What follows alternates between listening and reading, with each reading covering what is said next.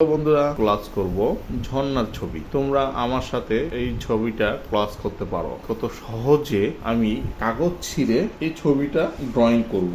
হালকা একটু rough drawing করে নিচ্ছি পেন্সিল দিয়ে, একটু বুঝতে পারি আমি আসলে কি করতে চাচ্ছি। এটা আগে গুরুত্বপূর্ণ যে তুমি কি করতে চাচ্ছ সেটা কিন্তু ড্রয়িং করতে হবে। তারপরে তুমি কাগজ ছিঁড়ে ছিঁড়ে, যেমন আমি করতেছি, এই যে কাগজ ছিঁড়ে ছিঁড়ে এগুলো তৈরি করতেছি। এই যে পাহাড় তৈরি করছি, বিভিন্ন কালার দিচ্ছি, yellow colour, red colour, green colour, এই কালারগুলো দিয়ে দিচ্ছি।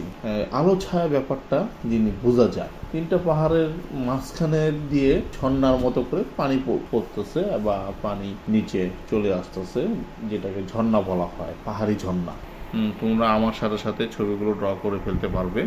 এটা দেখলে তোমাদের ইজি হবে কিভাবে ছবিটা ড্র করা যায়।